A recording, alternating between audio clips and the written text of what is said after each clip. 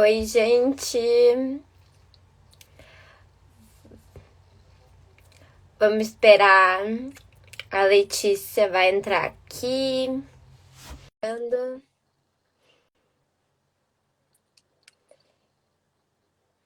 Oi, Gabriel. Oi, Mona. Oi, amiga. Oi, você tá me ouvindo bem? Sim, tu tá me ouvindo bem também? Tô te ouvindo bem. Tá. Gente, a princípio tivemos problemas técnicos aqui com o mediador. Não sei se vai poder estar presente, mas igual eu entrei aqui pelo Instagram do CEPAC. E aí a Uhum. gente consegue conversar por aqui, né, Leti? Isso. Vamos esperar só o pessoal chegar um pouquinho. A gente de novo. Se aqui, deixa eu ver se eu consigo colocar o título. Não sei se eu consigo Bota colocar. dado, né, Sofia? Aqui embaixo. Às É, vezes botar como se fosse aqui no título, sabe? Mas eu não sei mexer nessas coisas. eu também. Tá, Eu não sei enfim. rede pra abrir, eu não sei, não entendo dessas coisas. Tá. O pessoal pode colocar as perguntas na caixinha de pergunta ou nos comentários mesmo, mas como somos só nas duas, às vezes é melhor na caixinha de perguntas pra gente poder se achar melhor. Ó, coloca em comentário fixo. Eu vou fazer isso, Ana. Deixa eu botar aqui.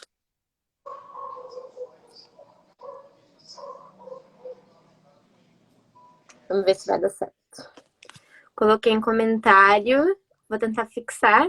Adeus. Foi. Tá. Então, gente, a gente tá aqui no Instagram do CEPAC. O nosso projeto é o coletivo de extensão e pesquisas anticapacitistas da URGS, onde a gente fala, né, sobre as questões do capacitismo, da deficiência. A gente faz parte do projeto maior, que é o NEPARC, que a Letícia faz parte também, né? Que é o núcleo de pesquisas e extensão antirracistas da URGS. Então, a gente tem essa intersecção entre racismo e capacitismo.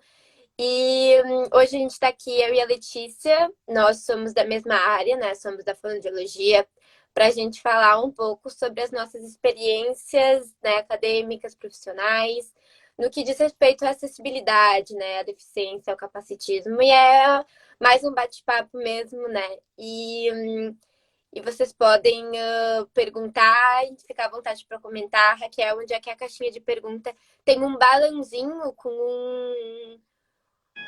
um ponto de interrogação ali do lado dos comentários. Daí ali é a caixinha de pergunta que tu pode colocar. Acho que aparece para todo mundo, parece para ti. Isso. Oi.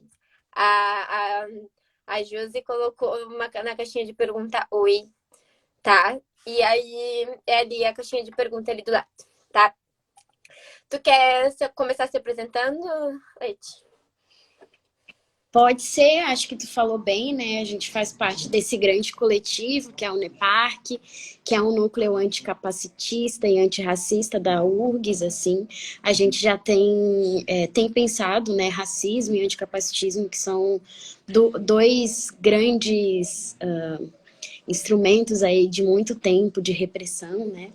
Racismo e o capacitismo. Eu sou a Letícia Ludovico, então, para quem não me conhece, sou fonoaudióloga, formada pela URGS. Ontem eu fiz uma chamada no meu Instagram, né, Sophie, em Libras e tal, porque hoje a gente vai bater um papo um pouco por aí, né, passando por essas questões de acessibilidade nesse sentido. E sou uma mulher sem deficiência, sou uma mulher negra. Acho que é bem importante dizer do lugar de onde eu falo, né? Que sempre vai ser um posicionamento partindo desse lugar de mulher negra, sem deficiência, e que está refletindo aí há uns 2 anos, mais ou menos, sobre racismo e agora, então, também sobre capacitismo. Tem uma relação muito, eu acho muito legal, muito bacana com a Libras, né? A minha mãe é psicopedagoga, então ela desde sempre levou para casa, né? Sempre trabalhou com deficiência. já falava em Libras e já ensinava a gente em casa, que era muito legal, assim, então ensinava a dar oi, ensinava o alfabeto, então eu adorava fazer o alfabeto com a mão, adorava formar palavras, eu achava que tudo era datilografado, né? Então eu ia lá, colocava as letrinhas e tal, escrevia meu nome, então desde muito tempo eu já tenho essa relação com a Libras. E aí, quando eu entro na fonoaudiologia, então, no terceiro ou no quarto semestre, eu tenho como disciplina obrigatória a Libras. E que só é um semestre, né? O que também é bem complicado, e eu acho que a gente vai falar um pouco sobre isso também. Então, fiz um semestre de Libras na faculdade e, por opção, fiz o segundo semestre também. E continuei, foi uma formação continuada, continuei no segundo semestre, a Libras, um tempo depois. Atualmente eu pesquiso muito, né? Gosto muito, tô sempre no YouTube procurando canais, assim, né? E sou apaixonada, assim, pela língua de sinais, né? E acredito que também uma posição mesmo política, sabe? De saber que agora sou profissional da saúde, de saber que um dia eu também vou precisar me comunicar com essas pessoas e eu preciso saber o básico, né? E o que é saber o básico? É saber dizer oi, saber se comunicar, é saber dizer meu nome, saber o que que você quer, por que que você tá aqui, o que que você tá sentindo, né? Então, tudo isso é um posicionamento que não deveria ser, mas nesse momento é. Eu acredito nesse sentido político, né? Ele não deveria ser porque, no caso, todos deveriam saber. Né? Todos e todas deveriam saber. Mas, nesse momento, eu acredito que sim, porque acaba que são poucas pessoas que continuam, né, nessa formação. É verdade, devia ser uma coisa mais natural, né? Não uma coisa que a gente fala como um posicionamento, digamos assim, né? Porque daí a gente enfatiza que é algo que não é tão comum, né? As nossas, a nossa vida. Então, eu tô só anotando, eu vou anotando aqui algumas perguntas pra gente não cortar no meio, né? E aí depois a gente pode responder. Tá, então eu vou me apresentar então agora também. Eu sou a Sofia, sou estudante de fono da URGS. Na verdade, sou quase fonoaudióloga, né? Mês que vem já não sou mais estudante. E eu entrei na URGS em 2017. Eu sou uma mulher, como a Letícia disse, acho a minha descrição, né? O meu lugar de fala aqui. Eu sou uma mulher branca, né? Com deficiência auditiva nos dois ouvidos, deficiência profunda, que a gente chama, né? Eu uso aparelho auditivo nos dois ouvidos, daí sem aparelho já não, né, escuto mais nada. E eu me comunico através da língua oral, né, que eu aprendi desde pequena. E faço bastante leitura labial também, né? Sempre me ajuda a ter uma visão assim do rosto da pessoa. E aprendi Libras em 2012, né? Comecei o curso de Libras na UBRA. E aí eu também, como a Letícia falou, né, me apaixonei principalmente porque a Libras entrou na minha vida numa época que estava muito difícil me adaptar com um aparelho novo, então eu estava numa crise interna, assim, de que eu ia fazer, porque eu não estava gostando mais de usar aparelho, e aí comecei a aprender Libras e também me apaixonei, e aí depois acabou que também me adaptei ao aparelho e hoje eu consigo unir as duas coisas, né, mas sempre que eu tenho a oportunidade, a melhor forma de comunicação para mim é sempre língua de sinais, que daí eu não perco nenhuma informação, né? Quando a gente está conversando aqui, às vezes eu perco uma ou outra informação, principalmente de máscara também, não, é muito difícil, que a gente vai falar um pouquinho sobre isso também.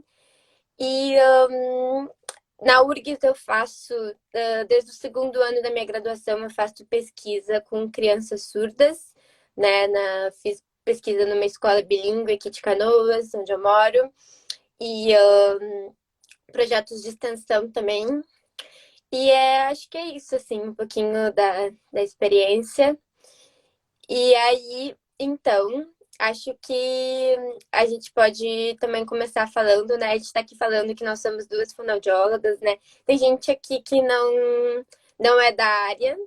Então, na verdade, o que é a fonoaudiologia, né? Não sei se tu quer falar um pouquinho sobre isso, Letícia. Explicar um pouquinho o que é o nosso objeto de estudo, o que a gente faz. A gente pode falar. Sofia, enquanto estava falando, eu lembrei de uma frase que tu usaste uma vez na tua descrição, quando assim que tu terminou o TCC, né? E aí tu falou que foi muito importante fazer um TCC que falava sobre, que tinha como ponto central a Libras, e tu dizia o quanto tu era apaixonado por essa língua que não te deixava na mão, né? Uhum, uhum. É, com certeza. É. Quando às vezes o aparelho me deixa na mão, às vezes, né, acaba pilha, às vezes a pessoa não tá com uma articulação boa, a máscara, então nem se fala.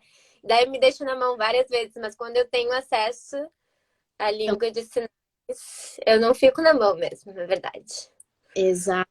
Isso é bem potente, assim, né? Porque acho que é um pouco disso que a gente vem trazer hoje, assim, porque a fonoaudiologia, ela é uma ciência que é para promoção de saúde, reabilitação, né? Pensando em terapia, é reabilitação e habilitação de linguagem. A gente pensa, acho que o próprio nome da fonoaudiologia já nos diz muita coisa, assim.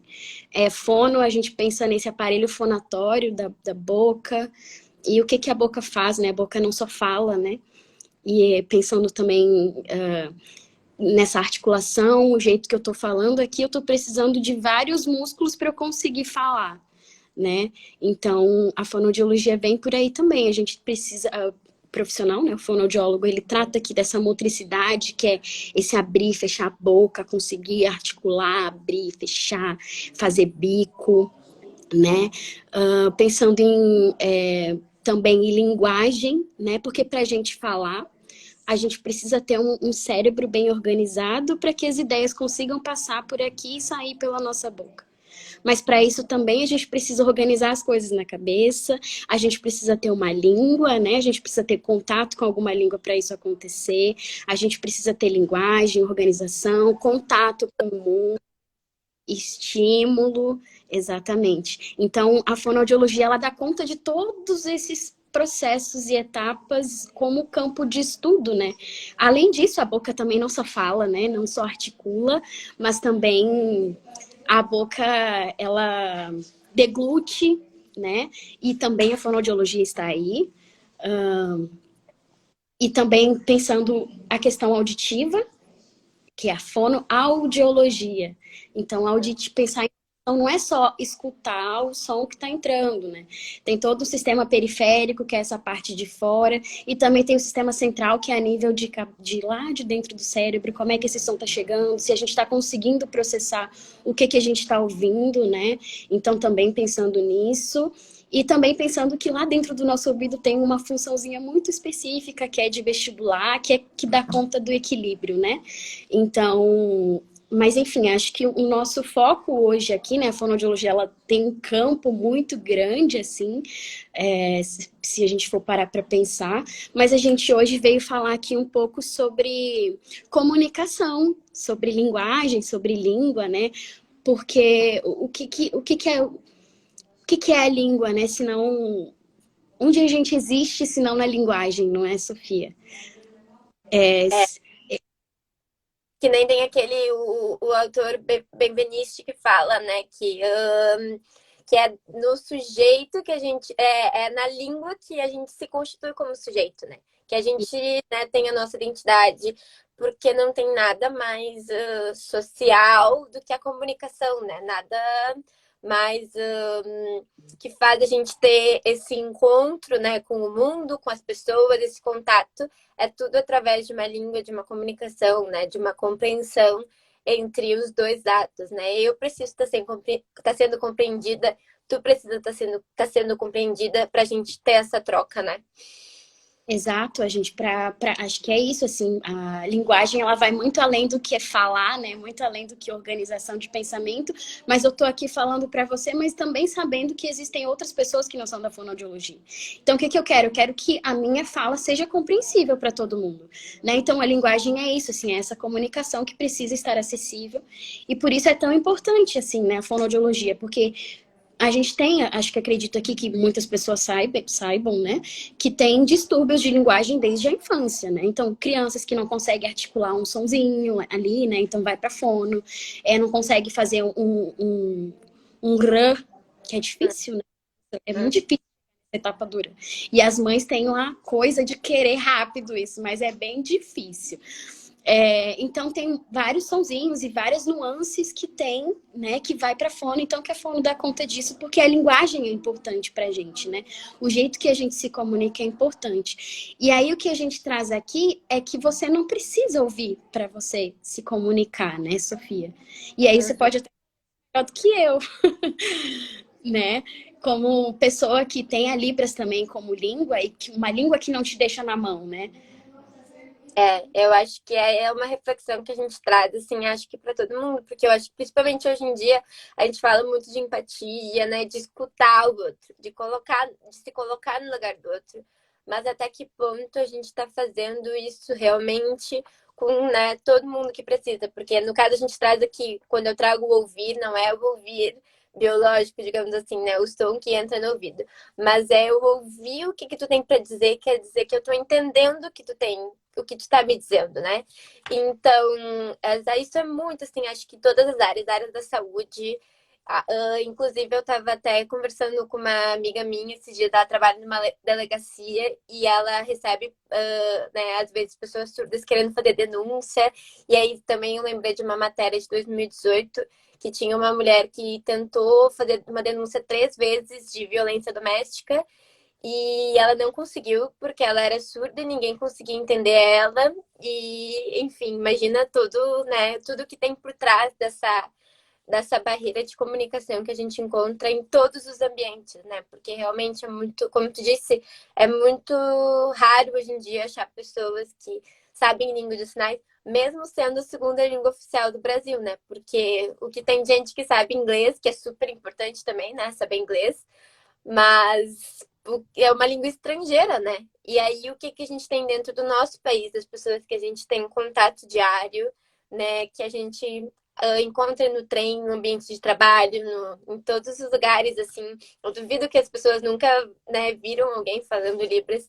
Então, é de pensar assim, né? Se a gente tá realmente praticando, né, essa empatia, essa escuta com todo mundo, ou, né, tá limitado, porque a gente também não pode colocar essa culpa é nossa, né? É a gente que carrega essa culpa de não conseguir se comunicar os ouvintes, né, e tudo mais. E então, o que que a gente pode fazer para melhorar, né? O que que a gente pode fazer para mudar esse cenário agora, né? Exato, Sofia, isso que tu traz, assim, eu acho super importante, porque é uma provocação que eu sempre deixo, assim, né? Eu sou extremamente brasileira, assim, eu sempre digo isso, assim, eu sou muito apaixonada pelo Brasil, assim, sou muito entusiasmada com toda a riqueza cultural que a gente tem, e também sou muito entusiasmada pela nossa segunda língua oficial, né? E aí a provocação que eu sempre faço é essa, como é que as pessoas têm coragem de correr tanto atrás de línguas estrangeiras e não conseguir se comunicar com pessoas que estão dentro do seu próprio país, né? Por que que essa não pode ser acessível para essas pessoas também, né? E aí quando a gente pensa isso, a cachorra chega. Quando a gente pensa isso, assim, eu acho que me remete muito ao modelo social da deficiência, né? Que é quando a gente tira a pessoa deficiente, a pessoa com deficiência, né? Tira ela do lugar de que não sabe fazer aquilo e coloca o peso da responsabilidade da sociedade que não consegue lidar com isso. Né? Então, não é inerente à condição humana a deficiência, né? É exatamente. Ela não é algo... Gente, minha cachorra. É algo que não existe, ou que não acontece, ou que é uma pessoa em 1 milhão, sabe? Isso não é verdade, né? A deficiência, ela é o corpo humano, se existe, tem potencial para ser. Né? Eu tenho potencial também para ser uma pessoa com deficiência, assim como qualquer outra pessoa. Né? E esse apagamento faz com que a gente coloque a culpa no outro. Assim, você é o que a gente estava, que eu meio que queria chegar no início, assim, né? A pessoa que fala em Libras, a pessoa que usa essa língua, né? Ela se comunica, ela fala muito bem. Então, qual que é acho que esse foi um grande start que eu tive durante a minha cadeira de Libras, que eu fiz uma disciplina final, né, um trabalho, e eu cheguei à conclusão que as pessoas que usam Libras, elas não têm nenhum problema. Elas estão ótimas, elas usam a língua delas, elas se comunicam muito bem. O problema está em mim que não tinha aprendido até então, né? É, é exatamente isso. Eu lembrei até também de um exame que eu faço geometria, né, geralmente, e anualmente, desculpa. E aí, no último exame que eu fiz, estava escrito que eu era, assim, no meu diagnóstico ali, que era o paciente provavelmente incapaz de seguir com uma conversa, né? E aí eu só fiquei pensando, assim, né, do que ela tá falando, né? De que tipo de conversa é essa? Porque eu me sinto muito capaz, né, de seguir com uma conversa se eu tiver a acessibilidade que eu preciso, né? Mais se for em língua de sinais, eu vou e não paro de falar. Agora, se tiver, né, uma visão boa da pessoa, né? Então, até que ponto a gente tem o direito, né, de escrever isso no exame, ou de falar isso, né, de passar isso para um paciente que ele é incapaz de alguma coisa, ou que a gente está ali para curar, né? Que é para que tem alguma coisa errada com ele. Então a gente precisa curar. Vamos pensar numa cura, assim. E acho que é bem o que tu falou do modelo biomédico da deficiência, né? Onde a gente coloca todo esse peso dentro na pessoa, né, com deficiência, em vez de tentar mudar o que realmente precisa ser mudado, que é a acessibilidade na sociedade, que é a inclusão, né, que é essa, essa, essa aceitação dos muitos corpos que a gente tem na sociedade, né? Porque a gente está aqui falando de deficiência auditiva, mas a gente tem deficiência física, deficiência visual, né? Inúmeras, aqui que tem a Josi que mandou um oi na caixinha de pergunta. A Josi, eu aprendo muito com ela. Ela é uma mulher cega que faz parte do nosso projeto também. Então, a gente tá falando aqui, né, mais especificamente da deficiência auditiva, da surdez, mas, né, a gente pode aplicar essa questão, porque o capacitismo está em todo lugar, né? Ele está em todo lugar e contra todas as pessoas, né, que têm deficiência. E Isso, pode isso falar. que eu ia dizer, Sophie, eu acho que é por isso que eu acredito que nosso encontro nesse momento está sendo muito potente, sabe? Como eu disse no início da minha fala, o capacitismo ele está na sociedade, assim como outras também estruturas que são que invisibilizam as possibilidades, as mil possibilidades do ser humano de ser, né? Assim como o racismo, o sexismo, né? A gente tem várias estruturas, se a gente pensar aí no modelo interseccional ali, né, que atravessa. Então, o corpo com deficiência, que é negro, né, que mora numa periferia. Então, tem várias aí, né, intersecções que a gente pode fazer. E aí, por isso que eu acho potente esse nosso encontro hoje, porque somos duas fonoaudiólogas falando sobre isso, né? Sobre acessibilidade, como é que a gente pode ser melhor enquanto profissionais, enquanto futuras profissionais da saúde, né? E também pensando que, assim como a sociedade, né, tem essas deficiências e doenças, né, institucionais, enfim, a nossa formação também teve essas problemáticas, né? Sim, Então, a gente, durante o nosso processo de formação, foi ensinada durante muito tempo a olhar a deficiência como bem capacitista mesmo. uhum, De surdez nesse sentido, né? Por isso que a gente uhum. fazendo esse link, né, da fonoaudiologia com a surdez, assim. Porque a gente foi ensinada isso durante o nosso processo de formação, de que a surdez era uma deficiência que precisa ser tratada e curada e com o aparelho auditivo a qualquer custo, né? É exatamente, é bem o que a gente estava falando esses dias, como, e não só, né, na área da fono, mas eu tenho certeza que, principalmente nos cursos de saúde em geral, o quanto a gente aprende sobre patologia, sobre a doença, sobre, né, a deficiência como algo, né, que a gente e o quanto tá faltando esse outro lado, né, dentro dessa formação, assim, dos profissionais da saúde, né, acho que até o fato, tem uma pergunta aqui, eu já vou puxar o link de uma pergunta que se a cadeira de Libras é obrigatória na graduação da Fono. E ela é, sim, a cadeira de Libras 1 é obrigatória, mas é uma língua, assim, a gente precisa de muito mais, né, para conseguir aprender, para conseguir dominar. Então, o que a gente tem dentro da graduação é muito limitado mesmo, assim. E aí isso se reflete, né, fora, na prática profissional. Inclusive, né, eu já tive experiência fazendo estágio, enfim, onde esse público aparecia assim e eu vi na prática essa angústia de não dessa falta de entendimento, né, entre as duas partes.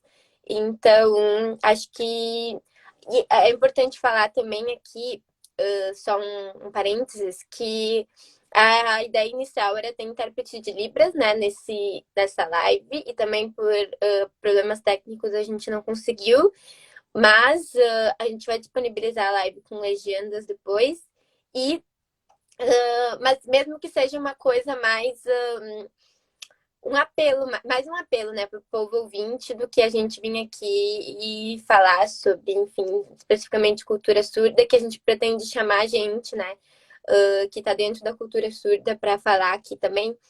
Mas aqui é mais uma questão das nossas experiências. A gente está aqui compartilhando angústias, né, que a gente sente dentro da profissão, da área da saúde, de experiências que a gente teve e da importância dessa conscientização, né, dos profissionais e das pessoas em geral de, de se preparar para esse público, né, para essa, enfim, para essa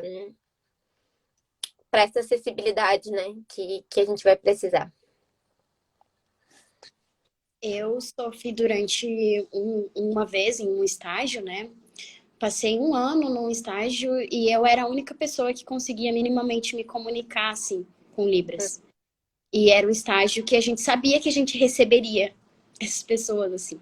Então, logo no início, eu lembro que até me foi questionado para todas as pessoas, assim, como até em tom de brincadeira, assim, em algum determinado momento. E aí questionaram, né? Tem alguém aí que fala Libras, assim, né? Porque semestre passado tinha uma pessoa específica e agora já saiu, então precisa rodar quem é essa pessoa desse grupo. E aí eu era a pessoa desse grupo, né? E eu não tinha tanto também conhecimento, assim, mas foi uma coisa que também me fez ir mais atrás, assim, sabe? E o quanto é difícil, assim, há uma barreira muito grande, assim, né? Eu penso, e aí também você pode me falar bem melhor do que isso, assim, né? No sentido de que eu não penso em muitas coisas antes de sair de casa, né? Penso na realidade porque também tenho essa intersecção enquanto mulher negra, né? Mas eu não penso em outras que eu não vou conseguir me comunicar. Uhum. Também, enquanto fonoaudiólogos, a gente falamos, né, que a linguagem é pela linguagem que o homem se constitui como sujeito. Então, a linguagem ela é um elemento importante, a comunicação ela é um elemento importante para a gente existir, né, e comunicar. Então, eu não penso antes de sair de casa que eu não vou ter alguém que não vá me entender. Que eu vou no supermercado e que eu posso conseguir comprar e fazer o que eu quiser na hora que eu quiser. Se eu não souber, eu vou pedir para alguém, sabe? Sim. Isso não minha cabeça de que eu não vou conseguir falar com uma pessoa, sabe? Passa outros traumas, né? Daí a gente pode pensar no racismo e tal. Mas assim, isso não passa pela minha cabeça, né? É que eu acho que tem muito preconceito ainda também, né, Leite? Tem muito essa barreira e esse receio, porque as pessoas acham que precisa ser uma escolha, né? Então, ou tu ouve, ou tu não ouve, ou tu fala Libras, ou tu não fala Libras, né? Quando, na verdade, pode ser a melhor escolha, né? E eu agora falando do meu lugar de que eu sei o que eu preciso para minha comunicação e que o quanto mesmo, né, estando super adaptada com o meu aparelho auditivo e, né, eu uso desde os meus 8 anos, eu tô super bem adaptada, eu vivo no mundo ouvinte desde sempre e eu mesmo assim perco muitas informações, eu sinto, né, uma pressão sobre mim de que eu preciso estar ouvindo e quando eu chego em casa, a gente brinca, né, como mulher, que a gente chega em casa e, né, quer tirar o sutiã, né, para se sentir mais livre. E uma das partes que eu mais me sinto livre é quando eu tiro o aparelho, assim, porque parece que sai um peso, assim, sabe, de pressão. E mesmo assim eu amo, né, a oportunidade que eu tenho de estar usando o aparelho de ouvir. Então eu acho que a gente tem que, como profissional, né, fonoaudióloga, e que tem esse dever de passar informação para as pessoas, a gente tem que sempre tentar mostrar que não precisa ser uma escolha, ou um ou outro, né? e que as crianças, né, que nascem surdas e que estão ali, que vão direto para o implante coclear, elas vão ter muito mais benefício no desenvolvimento da linguagem se elas já começarem, né, a receber esse estímulo de Libras. Então, essa é uma questão que é muito dividida, né, dentro da nossa área. E que acho que cabe a nós passar essa informação para o nosso público, né, para os nossos pacientes. E aí eu estava pensando no que estava falando, né, sobre nós como estagiárias e a gente tendo essa questão de saber Libras, né, e de carregar um atendimento assim nos locais que a gente passou. E é muito louco pensar assim que as pessoas sabem que elas vão receber esse público, né? Então, a mesma coisa ser um local que recebe constantemente deficientes físicos, não ter uma acessibilidade de rampa, né? De corredores largos, de... Enfim. Então, no momento que a gente sabe que a gente escolheu uma profissão que eu quero trabalhar, né, nessa área e que eu quero tá, né, nesse meio, eu preciso me preparar para isso. E se preparar envolve muitas coisas, porque a gente sabe que a gente tem uma área muito grande, né? A gente tem que estudar sobre muitas coisas. E às vezes a gente tem que fazer escolhas, né? Mas a escolha de ter esse vínculo com o paciente, de ter essa compreensão, deveria ser priorizada, né? Eu acho que é, é o nosso dever, né? Como pessoa em sociedade, como fonoaudiólogas, como profissionais da saúde, né? A gente fala do SUS, que o SUS, né, é para todos, todo mundo tem acesso ao SUS, mas até que ponto realmente é acessível do jeito que... Até que ponto tu, Letícia, eu, Sofia, uma pessoa surda que não usa aparelho auditivo, ela vai receber o mesmo atendimento, né, de fonoaudiólogo, de médico, de psicólogo, de tudo, principalmente psicólogo, né, que tem que ter um domínio da língua muito bom para conseguir ter essa terapia. Então, essa questão até faz com que muita gente nem vá, né? Porque eu fico pensando, na pandemia, eu já tenho essa experiência de, tipo, eu preciso ir pra farmácia, eu sei que todo mundo vai estar usando máscara, e aí vai ser muito difícil a comunicação, e eu não vou conseguir falar, então eu não vou, né? Então eu vou ficar em casa. Isso já faz eu não ir. E eu que sou privilegiada em muitos sentidos nessa questão. Então, até o acesso, até as pessoas chegar lá, já é difícil, né? E aí, quando ela chega e encontra todas as barreiras, né? Aí, às vezes, é difícil também de voltar ou de continuar no tratamento que ela precisa, né? É muita coisa interligada que tá, né? Nessa barreira de comunicação, nesse capacitismo que a gente tem, que afeta, né? Toda essa questão da linguagem, da interação, né? Isso. Acho que era isso, assim, né? Eu também, igual eu te falei, quando eu saio de casa, eu não paro para pensar nisso, né? A máscara, ela não é uma barreira impeditiva para que eu entenda o que a outra pessoa quer me dizer, né? E, enfim, a comunicação é super importante e me incomoda muito saber que eu poderia ser a profissional de saúde que não conseguiria me comunicar, sabe? Com pessoas que usam Libras, assim. Esses tempos eu fiz um curso, né? E aí eu perguntei para as pessoas, era uma pessoa surda que estava ministrando, tinha um intérprete, obviamente, e eu perguntei para ela, né? Tem algum problema eu saber o básico, assim, né? Saber dizer oi, tudo bem? E o que você quer? Tá acontecendo alguma coisa? Eu entendo se continuar falando, em alguns contextos eu consigo pegar, assim. Mas eu falo eu não tenho um arsenal de palavras grandes para conseguir me comunicar. Mas eu entendo bastante, assim. E aí eu perguntei se tinha algum problema. Tem algum problema eu saber o básico para conseguir saber o que você quer? E ela falou, pelo amor de Jesus, não tem nenhum problema. Faz isso, por favor. E uma coisa muito interessante que ela me falou era o quanto ela era apagada, invisibilizada, não só pelo fato de as pessoas não conseguirem se comunicar com ela por ela ser surda, né, e usar Libras, mas pelo fato das pessoas nem se dirigirem à palavra, nem virarem o corpo.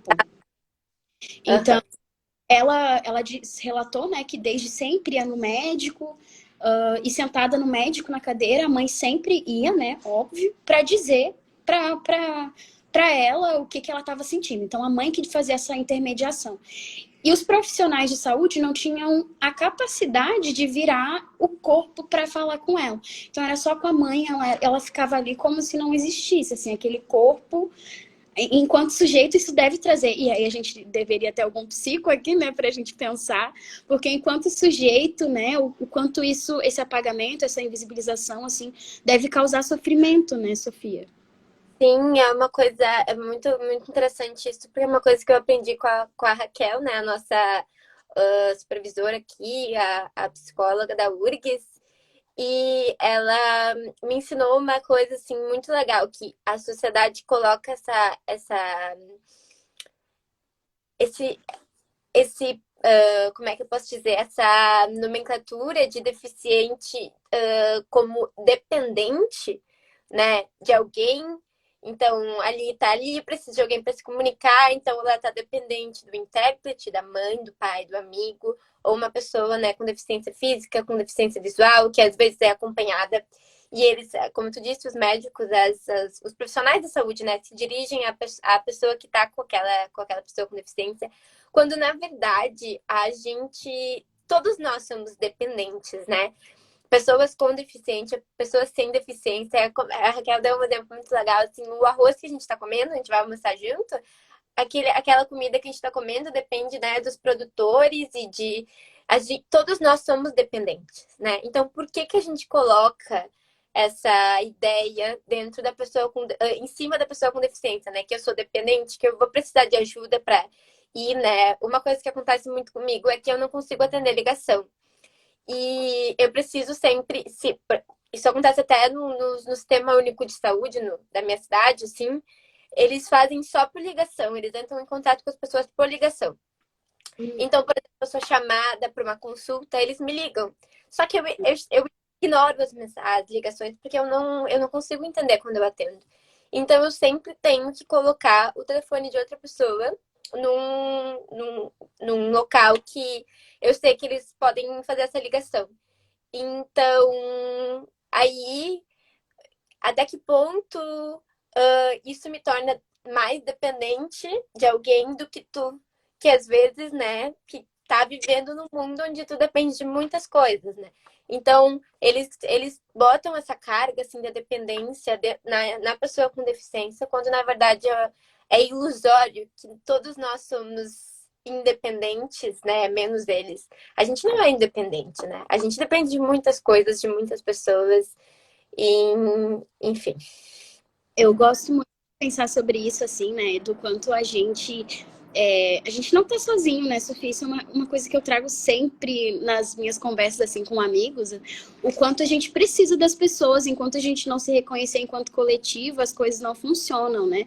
E aí, reconhecer enquanto coletividade, é pensar que a gente precisa abraçar e dar conta de vários corpos, de vários jeitos de pensar, né? De vários corpos que têm corpos diferentes, né?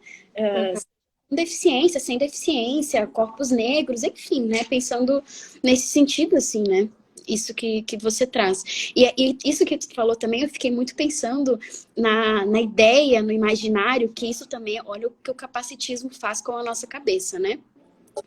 Ele coloca essa ideia de que a pessoa com deficiência ela é dependente de outra e ao mesmo tempo ela é especial e coitada. Nossa, Sofia, que triste isso que tu tem que usar. Meu Deus, que horror. Então, assim, é um peso nas pessoas com deficiência, né? E aí também falando do meu lugar, enquanto mulher que está se desconstruindo e reconhecendo que em boa parte da minha existência eu também pensei dessa forma, né? Coitada, criança especial, nasceu com uma especialidade, assim, né? E até uma outra professora nossa de saúde coletiva colocou. Exatamente, eu ia falar do comentário dela. Tem necessidades especiais também, né? É verdade. Eu sou especial. Eu quero ser especial pra ti, Letícia. Você gosta de mim, né? Não é porque... Colocar a deficiência nesse coitadismo e na carência, né? Na caridade, você precisa fazer uma caridade, encontrar uma pessoa na rua, já ir correndo, assim, sabe? Isso é Exato. o que É o que o capacitismo faz com a nossa cabeça, né? Ele age de diversas formas, assim, seja invisibilizando essas pessoas, colocando barreiras para elas não chegarem em determinados lugares, e também na nossa cabeça, né, de pensar que qual que é o imaginário que a gente tem de uma pessoa com deficiência. E a maioria das vezes esse imaginário ele é muito interligado com essa caridade, com essa piedade, com esse dó, com essa pena, que não é muito legal, assim, não é muito bacana para quem recebe, né? Uhum. É até essa falsa impressão de que as pessoas estão fazendo um favor, né, também. E eu estava refletindo também, eu li uma frase bem legal de uma menina e eu peguei muito pra mim, assim, porque eu faço muita leitura labial, né, quando eu tô falando com as pessoas. E aí tem pessoas que falam sem articular, vou começar um sonho, assim, e eu tenho que pedir pra pessoa falar um pouquinho mais articulado para que eu possa entender. E muitas vezes eu me sinto meio mal, eu me sentia, né, meio mal de ter que pedir, né? Então a pessoa vai ter que mudar, né, e vai estar fazendo um favor para mim. Quando agora eu reflito assim, eu penso assim, na verdade, eu tô fazendo um favor quando eu leio a tua boca, né? E não é que tá fazendo um favor para mim. E a gente tem essa a gente inverte muito, né? Quem tá fazendo um favor, quem é que tá fazendo uma caridade, né? Quando muitas vezes pessoas com deficiência estão fazendo uma caridade para a sociedade, quando elas estão passando, né, procurando meios de se incluir, de estar fazendo parte daquilo, né? Então, é bem isso que tu falou, assim, essa falsa impressão, assim, de caridade, de pena, às vezes, né, que é a gente bota como se fosse uma hierarquia, né? Um sentimento de superioridade, porque eu tenho pena de algo que está abaixo de mim, né? Também. Então, E também a gente, quando a gente faz isso, né, hierarquiza os nossos corpos, né, na nossa linguagem, na nossa fala, né? Hoje mesmo eu estava lendo sobre o que é língua, a importância da língua e tal. E aí um teórico diz que nada que a gente fala, ele não é sempre, tudo que a gente fala, ele tem um posicionamento, seja inconsciente ou consciente, tem um posicionamento. A língua, ela é muito bem posicionada, né? Ela é criada, enfim. O que eu tava falando? Eu ia fazer alguma relação com isso. Ah, mas enfim, eu ia fazer uma relação e eu esqueci. Leti, a gente tem algumas perguntas aqui que a gente pode começar respondendo, porque a gente não tem muito tempo, tá? Vamos lá, então. A Raquel perguntou por que Libras é uma língua, por que é considerado uma língua. Bom, a Libras né? Por que é Todas uma as língua? expressões de língua, né?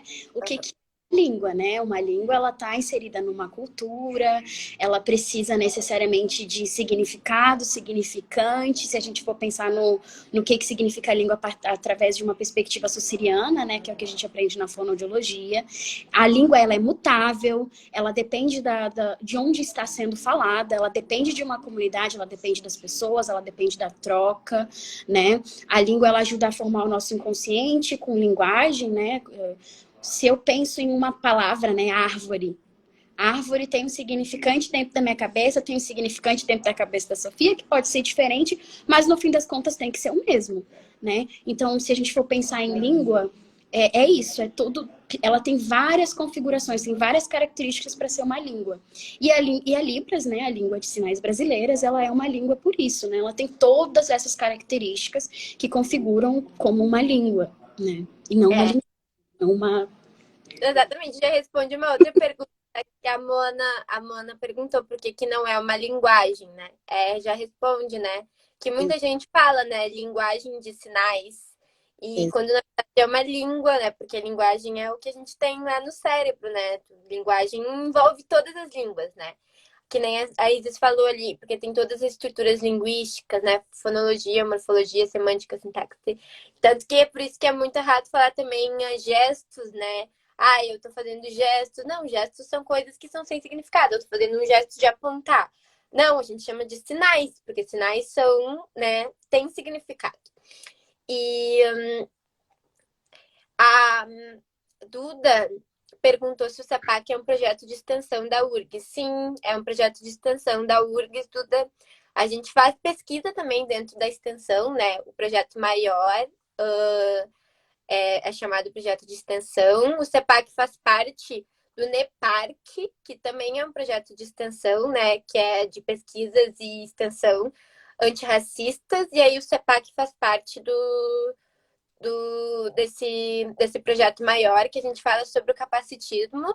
Também a gente tem rodas de conversas abertas, né, para quem quiser participar nas terças-feiras. A gente tem lives quinzenais aqui e rodas de conversas na quinzenais também. Então, uma semana live, outra semana é rodas de conversas. A gente tem muitas pessoas com deficiência participando. É uma troca, assim, incrível, é muito rico. E quem quiser participar, tá super convidado. Quais são as experiências clínicas de vocês com os casos de pais ouvintes que têm filhos com deficiência auditiva? É, é bem, é bem boa essa pergunta, é bem longa, assim, porque na verdade 95% das crianças que nascem surdas são filhas de pais ouvintes. Então, é o que chega, geralmente, né? É o que mais chega, assim. E a Letícia pode falar assim dela também, mas a minha maior experiência, o que eu mais tenho de experiência, acho que envolve principalmente falta de acesso à informação, né? Porque eles chegam na fono já com a cabeça feita, né? De aquele desespero, meu filho tem que ouvir, aparelho auditivo e a implante coclear. Eles não cogitam, né? Outra forma, eles têm muito medo, né, de aceitar outra forma de comunicação, como a Libras, por exemplo, porque realmente tem muito preconceito, tem muita falta de informação envolvida. E como eles chegam na fono do médico, lá né, geralmente de outros profissionais, já tem muita coisa que aconteceu antes, né? Então, muita informação já foi dada. E aí, às vezes, é bem complicado mesmo, assim, de fazer entender que pode criança e com certeza assim, se os pais querem, né, se é uma escolha deles, né, colocar aparelho, colocar implante, quanto mais cedo é melhor, né, segundo a ciência, né? Ela fala que para uma criança conseguir ter uma língua oral, quanto mais cedo ela coloca o aparelho auditivo, por causa de todo o período crítico de linguagem, né? Quando a gente é pequenininho, a gente aprende muito mais rápido, muito mais fácil. Só que falta a informação de que mesmo, né, com o aparelho, a língua de sinais vai ser muito benéfica para aquela criança. Já tem muitos estudos que falam que as crianças que, mesmo depois que colocaram um implante, as crianças que tiveram acesso à língua de sinais antes se desenvolveram na língua oral muito melhor, porque elas já tinham a linguagem desenvolvida no cérebro. Então, geralmente, o que mais aparece é essa questão da falta de informação e que realmente acaba sendo uma coisa que nem todos os profissionais sabem passar também para os pais, né? E é por isso até que a gente está aqui conversando nessa live, né, sobre essa busca de uma conscientização assim, que a gente tem das pessoas pesquisarem mais sobre o assunto, para que elas possam passar as orientações certas, né, para os pais, para os responsáveis das crianças. O Cauê perguntou ali se o aparelho não é a primeira solução. Eu acho que até a questão a problemática está até na questão da solução, né? O que é a solução? O que meu filho precisa de solução, né? Eu acho que depende muito de família para família, a gente não está aqui também numa posição de falar o que é certo, o que é errado. É justamente a gente está aqui para fazer as pessoas terem empatia de também escutar o outro lado e pensar e trazer todas as informações, né? A gente vai apresentar as informações para as famílias, né?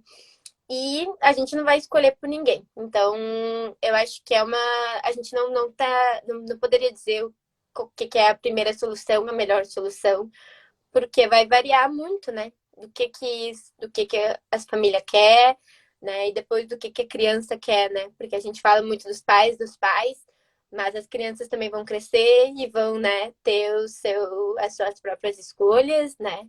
Enfim, não sei se tu quer falar sobre isso, Letia. Acho que é isso. A gente está aqui para mostrar que existem outras possibilidades de ser, né, Sofia?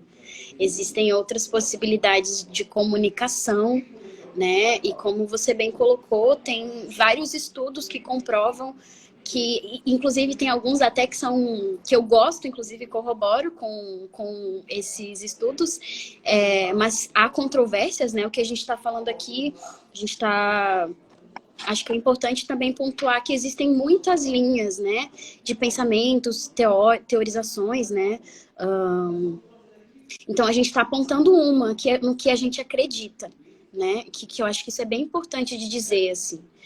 E eu acredito na que diz que a primeira língua deveria ser, para a pessoa surda, deveria ser a Libras. Então deveria, Tem acesso total, né? É a língua que eles têm acesso total. isso, que é a língua que não deixaria na mão, né? Como você colocou no seu texto, que eu achei muito bonito, assim. Que é a língua que não deixaria na mão e que daria, então, para essa criança, essa pessoa, a possibilidade dela constituir uma linguagem na cabeça dela, né? E a partir dessa língua, ela conseguir adquirir outras. Como ela, pensando a nível de Brasil, né? Mas aí a gente poderia pensar em todos os lugares do mundo. Então, aqui no Brasil, naturalmente, ela iria se tornar bilíngue. Uhum.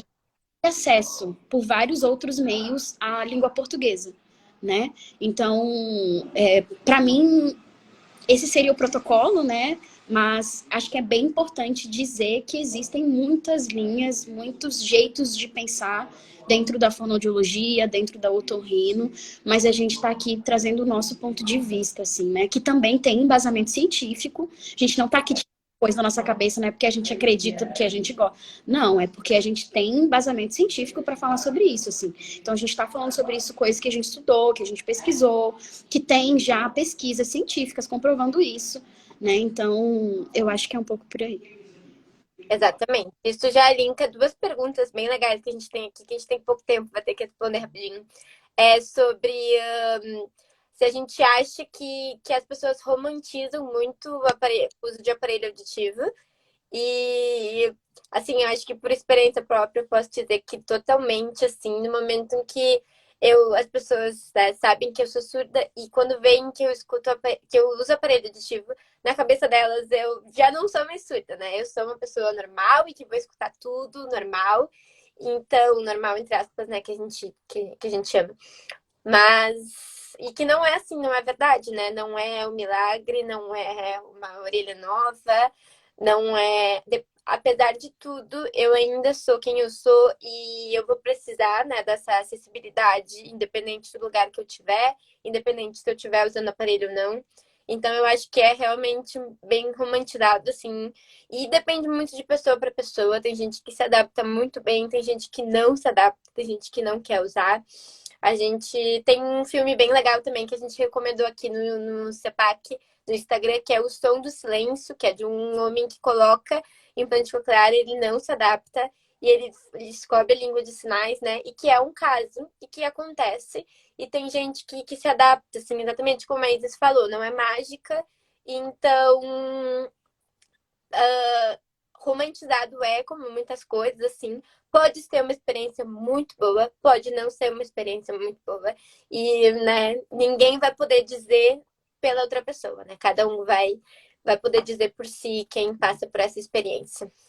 Exato, colocar toda a expectativa em cima de algo, né, que é tecnológico, que é super importante, também tem um potencial muito grande, né? Eu acho muito difícil, assim, né? E que é isso da romantização, assim, você vai botar o aparelho e sua vida vai mudar completamente. Às vezes não é o que acontece, porque como eu estava falando no início, para você conseguir escutar, né, você não só precisa de som, né, você precisa decodificar aquele som. Então imagina uma criança num período lá de neuroplasticidade muito grande na infância, quando é bebê, então o cérebro está precisando de estímulo, está precisando receber informação, está precisando receber língua, e por isso que a mãe fala e acha que quando o bebê faz mã, ele já está falando mamãe, que não é verdade, ele não está falando mamãe, mas é preciso a gente acreditar que aquela criança está fazendo mamãe, está falando mamãe, né? E aí, quando fica essa criança, esse bebê, né, passa 2, 3, 4 anos até concretizar que ele realmente consegue ter um aparelho auditivo. Pensa, perdeu já 3 anos. Foram 3 anos perdidos que não teve nenhum estímulo, nem de som, e o aparelho auditivo ele não vai resolver isso em dias, né? Não é no dia que você vai botar o aparelho, o seu cérebro vai captar ruído, né? Vai captar um som, mas ele não vai estar entendendo nada do que ele está recebendo, né? E não vai entender, não vai saber o que aquilo significa. Então demora muito tempo, né? A gente vê muito vídeo bonitinho e fofinho aqui na internet, geralmente, né? A criança bota o aparelho, aí a mãe chora, e que lindo. Não é a realidade. A gente escuta muito isso, né, Sophie? Não é a realidade. O que na maioria das vezes, inclusive, é que botar o aparelho, a criança fica desconfortável, acha que estão invadindo e chora, esperneia. Não é verdade essa coisa bonitinha, romantizada na internet. Olha só, escutou, que lindo. Não é verdade. A criança escutou ruído, ela não está identificando nada em princípio, vai precisar de muita terapia e muito processo, terapia fonoaudiológica, né? E muito conseguir compreender o que é aquilo, o que é aquele ruído, né? O que é aquele significado, o que é aquele som, o que é aquela fonética, o que é aquela junção de palavras significa, né? E aí precisaria de muita terapia fonoaudiológica, que não é de um dia para o outro, né? É um processo aí, meses, ano, enfim. Por isso que eu acho que a gente não pode romantizar muito isso, assim, né? De que o aparelho auditivo vai lá, coloca, implementa e vai ser curado. Eu não nada disso na fonoaudiologia, na realidade, Sophie. Eu sou totalmente do não curável, assim, eu não curo nada, assim, eu vou te ajudar em um processo, você não o que você quiser, quem vai se curar sozinho é você, eu não vou fazer nada, eu vou te ajudar, vou te dar ferramentas, a gente vai ajudar a pensar, mas assim, eu não vou curar ninguém, eu não tenho esse poder de curar ninguém, assim, né? E eu acredito que o aparelho auditivo também tem esse poder. Tá. Antes da gente tem 2 minutinhos aqui correndo, assim, são uma última pergunta. Sei que o SUS cobre casos, né, que a pessoa precisa de aparelho auditivo. É possível aprender Libras no SUS? Assim, é difícil até de achar um local para encaminhar as pessoas surdas, as crianças surdas que chegam com atraso de linguagem, não tem para onde encaminhar. Aprender Libras também é muito, assim, com certeza não. É por isso que muitos pais de crianças surdas não sabem Libras também, porque tem que tirar do bolso às vezes, né, para aprender. É bem complicado. O SUS, pelo menos assim, perto de mim, né? Acho que por aqui é uma. É bem. Não cobre assim, esses serviços de língua de sinais. O SUS ele disponibiliza intérprete, tá? Quer dizer, o governo, o município, as pessoas surdas têm direito a ter um intérprete de Libras nos atendimentos, né? Mas essa questão de aprendizagem de Libras fica muito, né, sobre cada pessoa ir atrás, realmente. Gente, a gente precisa encerrar essa live, senão a gente não vai conseguir ficar salvo. Tem mais algumas perguntinhas aqui que a gente não conseguiu responder, mas eu tô tirando, vai ficar salvo ali pra mim, vou tirar print aqui. Tirar E um aí, print. isso, vou tirar print, tirar print. É. E aí, responde as pessoas, né, mais individualmente, e a gente bate outro papo sobre isso. Foi muito bom estar aqui.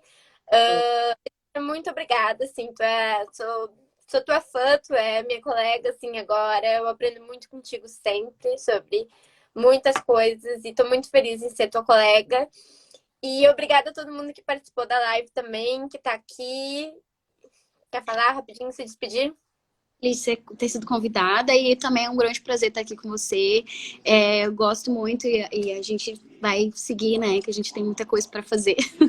Então é uma honra estar contigo. Então tá, gente. Então, né, sigam o Instagram, né? Fiquem ligados, a gente posta bastante coisa legal. O Nepark também, o nosso Instagram de pesquisas antirracistas também.